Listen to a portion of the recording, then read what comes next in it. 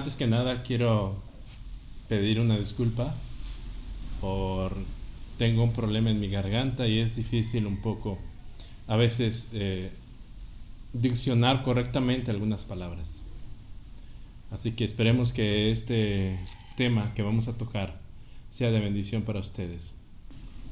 El sacrificio de Cristo es la verdad en la cual giran las otras verdades. Babilonia, la grande, ha dado a beber vino a todas las naciones del mundo, a reyes, a ricos, a sus hijas. Ese vino son falsas doctrinas que son una aberración de la verdad acerca de Dios y de su carácter. El mensaje de 1888 es el mensaje el cual tiene como propósito presentar a Dios y de su carácter, tal cual es en la verdad. Pero Babilonia tiene como propósito desvincularnos completamente con Dios, y esa cadena que nos une al Padre es Cristo. Cristo y su justicia. El sacrificio por los pecados del mundo entero es parte del mensaje de 1888 que debe ser llevado al mundo, pero pocos, sino que puedo contar con los dedos en lengua española, por supuesto. Por eso me siento privilegiado de ser parte de esos pocos que tienen la serendipia de esta parte especial del mensaje de 1888. Me gustaría mencionarlos por nombre, pero no sé si a ellos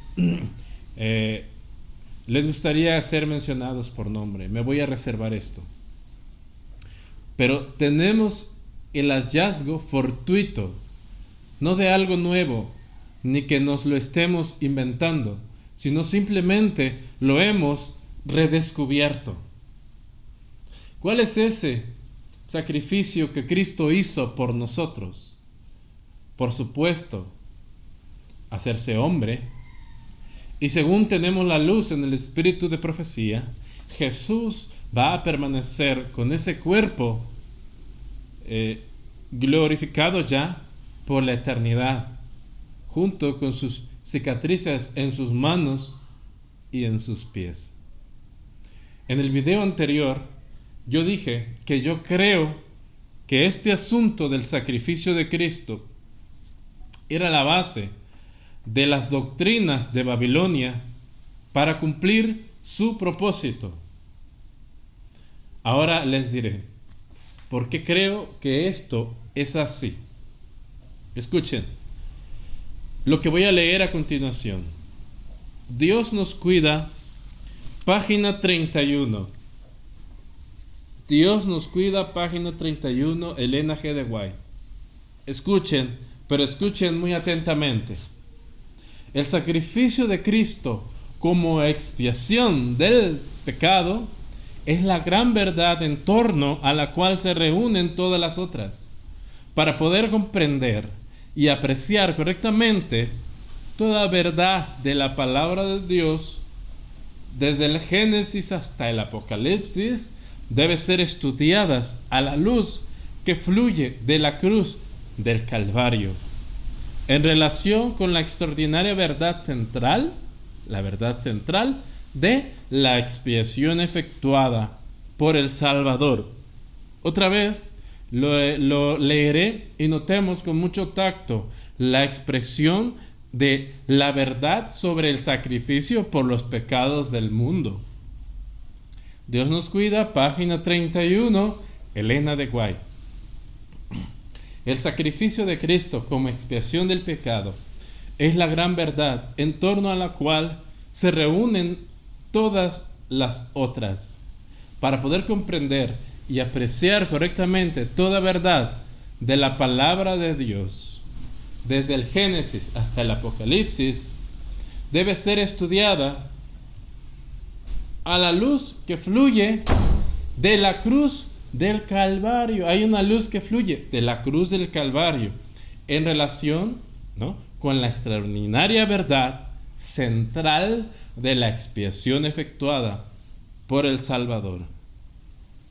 Para poder comprender el Génesis hasta el Apocalipsis, ojo, el Génesis no se puede estudiar sin esto y el Apocalipsis no se puede estudiar sin esto. Debe ser estudiado a la luz de ¿qué? A la luz que fluye de la cruz. Hermanos y amigos, la cruz es tan valioso que ahí vemos cuál es la paga del pecado. ¿Y cuál es la paga del pecado? Según Romanos 6:23. Porque la paga del pecado es muerte. Pero el don de Dios es ¿qué? Vida eterna en Cristo Jesús, Señor nuestro. Pregunta: ¿cuál es la paga del pecado? La muerte. Haré la misma pregunta inversa. ¿Quién te paga con muerte? ¿Dios o el pecado? El pecado. Aquí dice que es el pecado. ¿Y qué es lo que da Dios? Vida eterna. En la cruz, ¿qué vemos? ¿Vemos al Padre dando muerte a su Hijo? ¿O nuestro pecado matando al Hijo de Dios? La respuesta obvia es que fue nuestro pecado el que mató al Hijo de Dios. Pero ¿saben qué es lo que enseña Babilonia? Mira al Padre dando muerte a su Hijo. Y en base a esto, tiene una imagen aberrante de cuál es el carácter de Dios. Porque cuando ella mira al Padre dando muerte a su Hijo, al mismo tiempo, para que tú y yo seamos reconciliados con Dios, tiene que haber una muerte sustitutiva penal. Es decir, Cristo muere en mi lugar, en lugar nuestro, y nosotros recibimos perdón gracias a la intervención de Cristo. Por eso amamos a Cristo, pero no amamos al Padre, porque le vemos como un tirano, como alguien que necesita ser apaciguada su ira para que pueda bendecir, amar. Pero no debemos olvidar esto, que el pecado mío y tuyo fue lo que mató al Señor Jesús y no nuestro Padre. Babilonia se hizo Babilonia porque cree que Dios tiene que ser apaciguado en su ira. Y eso fue transmitido a lo largo de la historia. De Babilonia, Egipto, griegos, romanos, iglesia cristiana hoy día.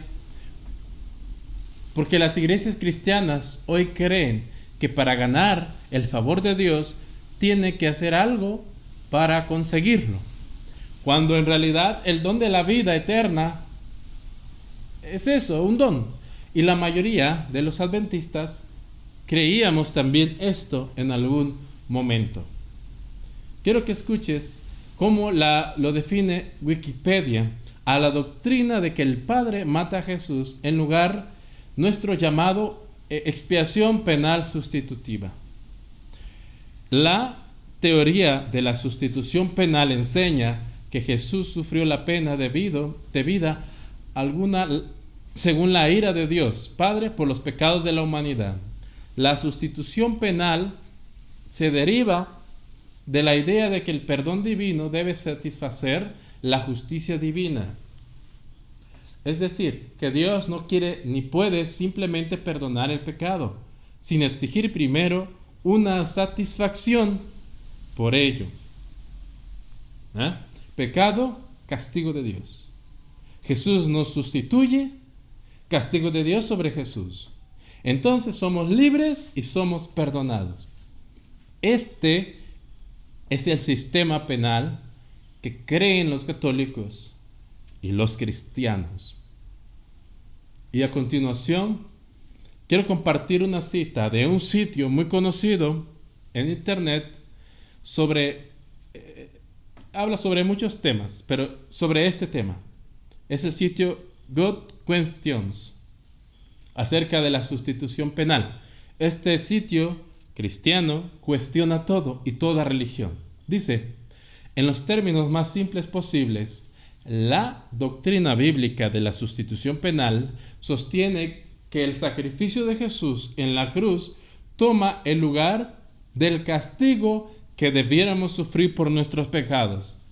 Como resultado, la justicia de Dios queda satisfecha y los que aceptan a Cristo pueden ser perdonados y reconciliados con Dios.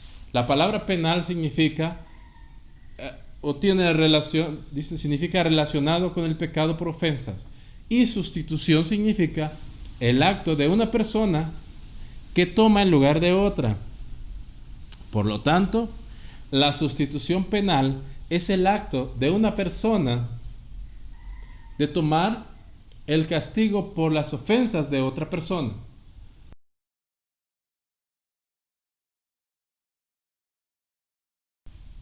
Esto es lo que dice este sitio. Para los cristianos, la Biblia enseña la sustitución penal. Es decir, ofensa, castigo, sustitución y perdón. Sustitución penal y perdón. Y ustedes pueden darse cuenta en muchas canciones cristianas, muchas de esas canciones cristianas tienen expresiones predecibles como gracias por tu amor, por ocupar mi lugar, por darme perdón, porque moriste en la cruz. O sea, se cree que Cristo nos amó tanto que tuvo que calmarle la ira al Padre.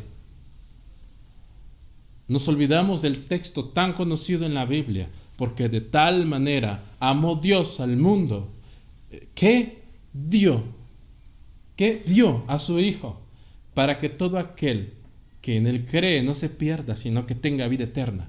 ¿Quién amó al mundo? Dios. ¿Y qué persona dio Dios por amor? A su Hijo. Está hablando de Dios el Padre. Dios dio a su Hijo por amor, y no dio a su Hijo para amarnos, sino que Él nos amó primero, para que todo aquel que en Él cree, es decir, que cree en ese amor manifestado, no se pierda, no pierda el rumbo y se extravíe, sino que tenga la vida eterna. Vamos a leer Isaías 53, versículo 4 al 7. Ciertamente llevó Él nuestras enfermedades y sufrió nuestros dolores, y nosotros le tuvimos por azotado, por herido de Dios y abatido.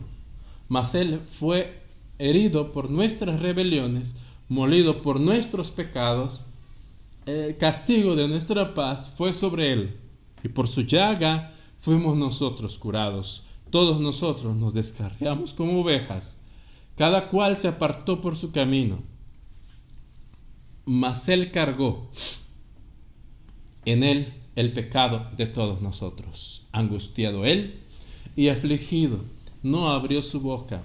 Como cordero fue llevado al matadero, y como oveja delante de sus trasquiladores, enmudeció y no abrió su boca. Ciertamente, Él llevó las enfermedades ¿de quién? ¿De quién fueron esas enfermedades que Él llevó? De nosotros. ¿De quién eran los dolores que Él sufrió? ¿Los de Él? No, nuestros. Y nosotros le tuvimos, o sea, pensamos que fue herido de Dios y abatido, cuando en realidad fue herido por nuestras rebeliones o nuestros pecados. El castigo por nuestra paz, es decir, el castigo que pagaba que hubiera paz entre el hombre y Dios, cayó sobre Él. ¿Y cuál era el castigo que el Padre puso sobre Él? No fueron azotes, no fueron golpes de parte de su Padre. Fueron los pecados que fueron colocados sobre nosotros, sobre Él. Y el Padre lo permitió. ¿Por qué? Porque nos amó y nos dio a su Hijo para que nosotros lo azotáramos. ¿Quién le clavó los clavos a Jesús? ¿Los soldados romanos? Claro, pero en realidad fuimos tú y yo. ¿Quién le abrió el costado con una lanza y salió sangre y agua. Tú y yo. Si hubiera sido el padre azotando a su hijo, entonces la ira de quién estaba siendo calmada. ¿Qué impedía que el hombre fuera perdonado? El padre. Pero ¿de quién era la ira que azotó a Jesús? Nuestra, nosotros, la tuya, la mía. Porque la paga del pecado es ¿qué? Muerte, y muerte de cruz. La paga de muerte no es del Padre ni de la ley. La paga por transgredir la ley es del pecado. Ni Satanás tiene derecho a arrebatarte la vida a la fuerza. Es el pecado que te castiga y te mata. Es mi pecado y tu pecado que castigó y mató al Hijo de Dios. Y cuando vemos a la cruz, vemos la sangre que sale de su cuerpo. Es ahí cuando nosotros nos damos cuenta de cuán terrible somos nosotros. Es nuestro pecado. Es ahí cuando estamos dispuestos a recibir el amor ofrecido, el perdón otorgado de Dios gratuitamente. La religión católica cree que fue el mismo Padre. Las religiones cristianas, hijas de Babilonia, creen que fue el Padre, creen que fue el Padre en su doctrina. Puede ser que algunos miembros tengan una percepción un poco distinta, pero la doctrina de la justificación por la fe de Babilonia y las hijas de Babilonia está basado en el carácter de Dios. ¿A quién están viendo? Por eso Jesús dijo: hace tanto tiempo que estoy con vosotros, Felipe, y no me has conocido. El que me ha visto a mí, ha visto al Padre. ¿Cómo es posible que veamos a Cristo y veamos al Padre? Porque Cristo no viene al mundo a revelar su carácter. El carácter de Dios no podría ser vindicado únicamente conociendo a Cristo. Es necesario conocer que Cristo es uno con el Padre y que nosotros somos uno con Cristo y uno con el Padre. Es decir, el carácter de Cristo es el carácter del Padre y ese carácter está o debe estar en nosotros. Porque grande es el misterio de la piedad. Dios manifestado en carne, o sea, el Padre manifestado en la carne, el Padre manifestado en carne, o sea, manifestado en Cristo. No sería ningún misterio que Dios se manifestara a sí mismo tal como es, pero sí un misterio que Dios sea manifestado en Cristo tomando carne humana con naturaleza divina y humana pecaminosa, pero en esa carne hizo matar el pecado. Eso sí es un misterio, que los ángeles pueden dar su voto. Y Cristo, siendo el Hijo de Dios, muriendo como Hijo de los hombres, porque Dios no muere, y la naturaleza divina de Cristo no puede morir, pero como hombre puede. Y solo como hombre, los pecados de los hombres pueden quitar la vida al Hijo de Dios. Por lo tanto, el corazón del Padre está lleno de su propio ser. Y ser o la naturaleza de su carácter es el amor.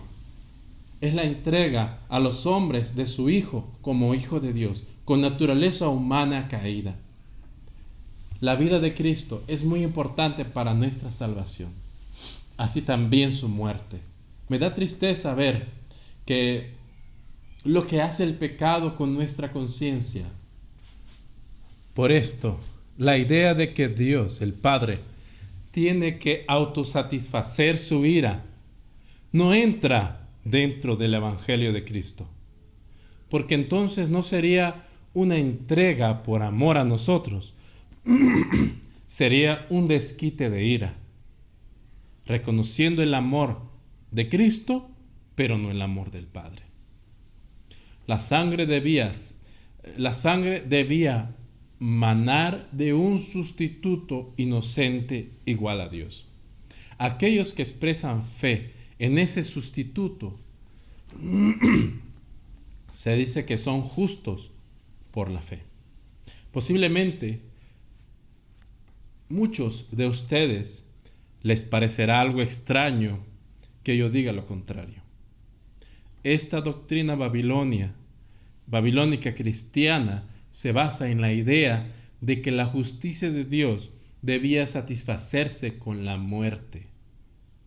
Posiblemente a muchos de ustedes les parecerá extraño que diga esto, que diga lo contrario a esto.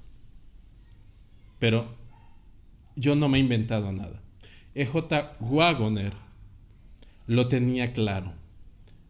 Por lo tanto, no soy el primero que dice esto.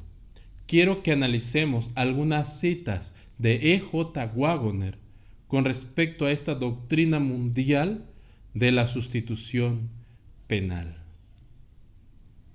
Vamos a ello. Dice la primera cita: hemos dejado el asunto de la reconciliación justo donde las Escrituras lo han puesto. Y aunque tiene mucho que decir sobre la necesidad de que el hombre se reconcilie con Dios, ni una sola vez insinúa tal cosa como la necesidad de que Dios se reconcilie con el hombre. Insinuar la necesidad de tal cosa es formular una grave acusación contra el carácter de Dios. La idea ha llegado a la iglesia cristiana desde el papado, que a su vez la trajo del paganismo, en el que la única idea de Dios era la de un ser cuya ira debía ser aplacada mediante un sacrificio. La Verdad Presente, 21 de septiembre de 1893. Punto número 1. La reconciliación no es de Dios hacia el hombre. El Evangelio son las buenas nuevas del poder de Dios que hace posible la reconciliación entre el hombre con Dios. La ira que fue aplacada en la cruz no fue del Padre, fue del hombre. Y como lo acaba de mencionar Waggoner, sería una grave acusación contra el carácter de Dios, un sacrificio para calmar su ira. El cristianismo en común enseña que la sangre de Cristo nos reconcilia con Dios al aplacar la justicia de Dios. Pero, ¿cómo es que el derramamiento de sangre, incluso la sangre de Cristo, puede quitar los pecados? Simplemente porque la sangre es la vida, porque la vida de la carne está en la sangre, ¿no? Y yo os la he dado sobre el altar para hacer expiación por vuestras almas. Pues es la sangre la que hace expiación por el alma. Levítico 17:11. Así que cuando leemos que aparte del derramamiento de sangre no hay remisión, sabemos qué significa que ningún pecado puede ser quitado excepto por la vida de Cristo. En Él no hay pecado. Por lo tanto, cuando imparte su vida a un alma, esa alma queda inmediatamente limpia del pecado. Verdad Presente, 21 de septiembre de 1893.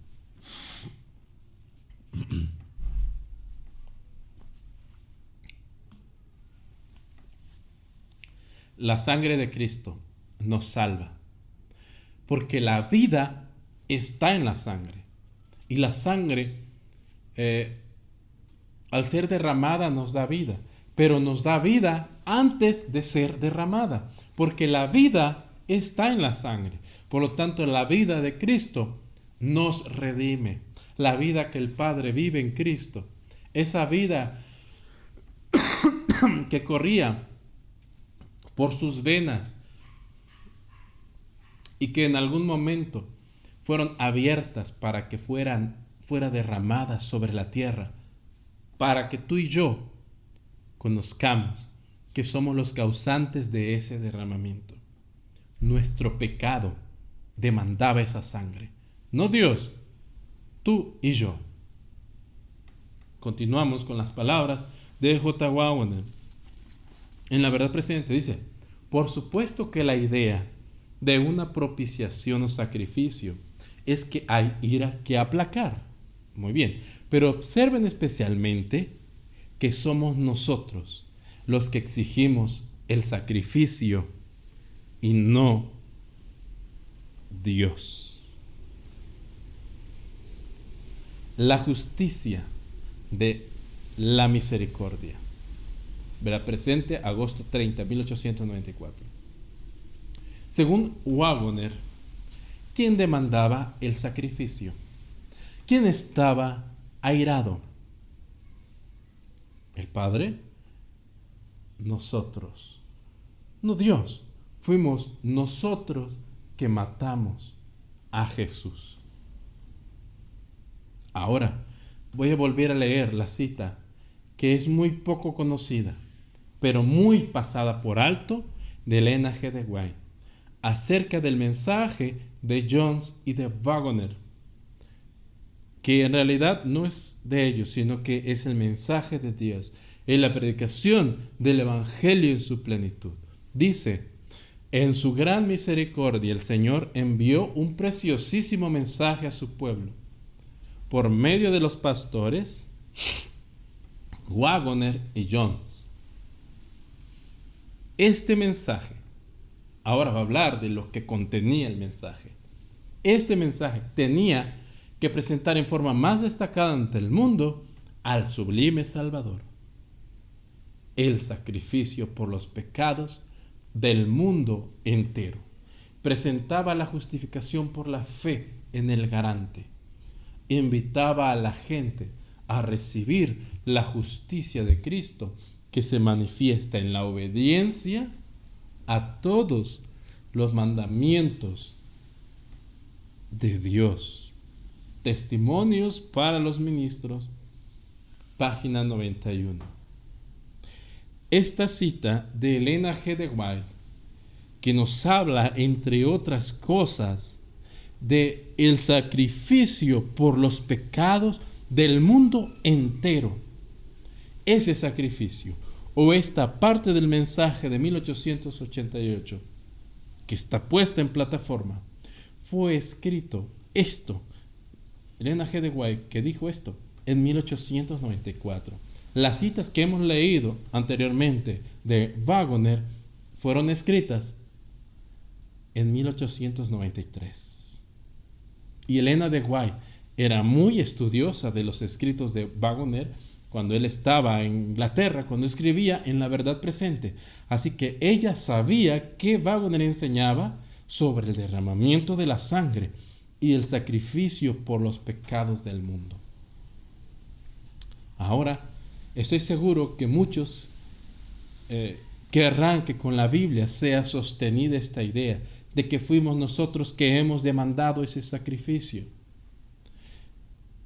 Y debido a esa demanda, el Padre nos da a su Hijo para que en Él sea cargado todo el pecado del mundo. Nosotros cargamos en Él nuestros pecados. Vamos a leer 1 de Pedro, capítulo 3, versículo 8.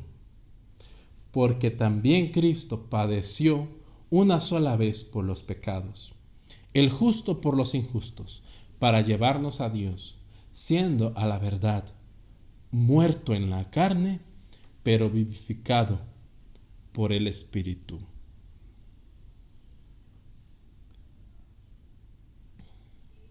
una sola vez. Una sola vez es suficiente que la sangre de Cristo sea derramada. Primera de Juan 1:7. La sangre de Cristo, su Hijo, nos limpia de todo pecado. La sangre de Cristo nos purifica, nos limpia de todo pecado. Recordemos que la vida está en la sangre y la vida de Cristo estaba en su sangre. La vida de Cristo fue derramada en su sangre. Y espiritualmente, la vida de Cristo es impartida en nuestros corazones cuando reconocemos el carácter del pecado y lo que nuestro pecado le causó al Hijo de Dios. En esa impresión de reconocimiento, Dios nos da su Espíritu, nos da su Espíritu vivificante. Somos contristados y recibimos el perdón por nuestros pecados. Somos convencidos de pecado, de justicia y de juicio, pero al mismo tiempo somos consolados por Cristo. Como dice una cita de Alonso Jones, Cristo es el que nos reprocha, pero al mismo tiempo nos consuela. Por eso es bueno para nosotros ser confrontados ante la cruz. Sí, estar delante de la cruz, para que primero reconozcamos que fuimos nosotros que hicimos daño. Lo terrible de mi pecado al ser derramada la sangre de Cristo. Bien, continuamos Romanos capítulo 5 versículos 6 al 10. Porque Cristo, cuando aún éramos débiles a su tiempo, murió por los impíos. Ciertamente, apenas morirá alguno por un justo. Con todo, pudiera ser que alguno osara morir por el bueno. Mas Dios muestra su amor para con nosotros, en que siendo aún pecadores, Cristo murió por nosotros. Cristo no murió por gente buena, por gente santa, no, murió por nosotros, pecadores. Pues mucho más, estando ya justificados en su sangre, por él seremos salvos de la ira. Porque si siendo enemigos fuimos reconciliados con Dios, enemigos, nosotros somos enemigos, fuimos reconciliados con Dios por la muerte de su Hijo, mucho más, estando reconciliados, seremos salvos por su vida. Otra vez voy a leer el versículo 10. Porque si siendo enemigos, somos enemigos, fuimos reconciliados con Dios por la muerte de su Hijo, La muerte de Cristo nos reconcilia. Mucho más, estando reconciliados ya, seremos salvos por su vida. Seremos salvos de la ira. ¿De la ira de quién? ¿De la ira de Dios? No, de nuestra propia ira, de nuestro propio orgullo, de nuestro propio egoísmo. En realidad, nuestra ira solamente se satisface cuando mira la sangre del Hijo de Dios derramada. Y somos salvos de esa ira únicamente por la vida de Cristo que está en su sangre. Desafortunadamente, no podemos valorar la vida de Cristo cuando aún estaba en sus venas. Pero una vez abierta y derramada la sangre de Cristo, nos redime de nuestro pecado. Él es la propiciación por nuestros pecados, y no solamente por los nuestros, sino también por los de todo el mundo. Juan 2:2, primera de Juan 2:2. Si los hombres permitieran que la Biblia se explicara a sí misma, en lugar de tratar de explicarla, se ahorrarían muchas dificultades. Todas las definiciones lógicas se derivan del paganismo, ya que la teología es principalmente el estudio de la filosofía pagana. Los hombres han buscado en el corazón humano para encontrar a Dios, en lugar de buscar en su palabra y en sus sombras. En consecuencia,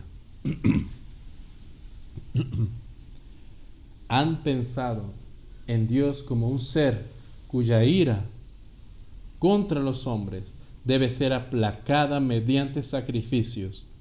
Y la historia de la religión en el mundo es gran parte la historia de los intentos de los hombres por idear algún sacrificio que aplacara la justicia divina y reconciliara el favor divino. Los hombres se han castigado a sí mismos, casi hasta la muerte, y han perseguido a otros hasta la muerte, porque pensaban que Dios lo exigía de ellos como precio de su favor. Esta es la idea humana de la propiciación, pero no es la de Dios. Note que es Dios quien ha establecido a Cristo como la propiciación o sacrificio.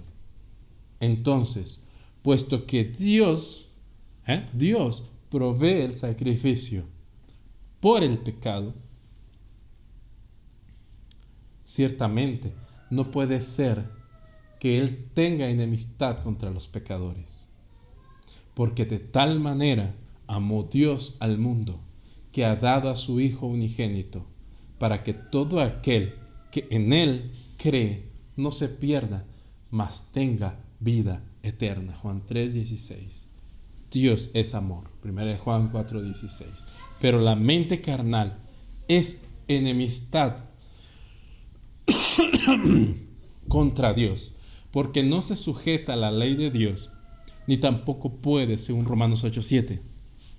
La enemistad que hay que aplacar es toda de parte de los hombres, y Dios, contra quien se peca, provee los medios de la reconciliación. Hermosas palabras. Si Dios ofrece a su Hijo como sacrificio, es Dios mismo quien hizo el sacrificio, no que Él haya levantado su mano contra Cristo, sino que en su amor nos ha entregado a su Hijo, solo por su amor. Ahora, ya que no puedo hablar más, finalizo con estas palabras que encontramos en Colosenses capítulo 1, versículos 19-22. Por cuanto agradó al Padre que en Él, Cristo, habitara toda plenitud, y por medio de Él reconciliar consigo todas las cosas, así las que están en la tierra como las que están en los cielos, haciendo la paz mediante la sangre de Cristo. Y a vosotros también, que erais en otro tiempo extraños y enemigos en vuestra mente, haciendo malas obras, ahora os ha reconciliado en su cuerpo de carne por medio de la muerte, para presentaros santos y sin mancha e irreprensibles delante de Él. Hermosas palabras que dice al final también. La abominación de Babilonia no inicia en la adoración el día domingo. Puede decirse que hasta allí concluye, pero el inicio de la abominación asoladora en su naturaleza inicia en el cielo, con uno que quiso ser igual a Dios, quiso tener el trono de Dios, pero no su carácter. El carácter de Dios es el tema en discusión desde las edades antiguas. Y en la cruz, el carácter de Dios estaba siendo presentado porque dice San Juan 3:16, porque de tal manera Dios amó al mundo que dio a su único Hijo para que todo aquel que en Él crea no se pierda, mas tenga vida eterna. Esa vida que emana de la cruz, de la sangre de Jesús, donde estaba su vida.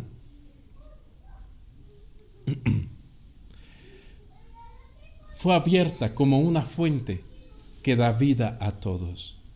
Por eso vemos, cuando vemos la cruz y vemos su costado abierto, vemos sangre y agua y nos da su vida y somos presentados irreprensibles ante Dios y somos justificados. Ese es el fin del Evangelio y es el fin del poder de la cruz, del poder de la sangre que fue derramada, de la vida que fue derramada para que tú y yo recibamos perdón, seamos convencidos también de la justicia de Dios y de su juicio, de su verdad, y seamos presentados irreprensibles delante de Dios. Es decir, una vida nueva, una vida sin pecado, una vida perfecta, no inventada por nosotros, no fabricada por nosotros, por nuestras obras, sino por las obras de la vida de Dios, sino la obra del Espíritu Santo, por la obra de Dios. Por eso, mis hermanos, miremos a la cruz y vemos el carácter de Dios. También vemos el carácter malévolo de Satanás, asesino desde el principio. Pero ¿qué vemos en la cruz? Vemos la vida de Dios, vemos el Evangelio presentado para que tú y yo recibamos, la justicia de Dios también en nuestro carácter. Que esa sea, mis hermanos, siempre nuestro deseo y nuestra oración y nuestra creencia. Que Dios les bendiga.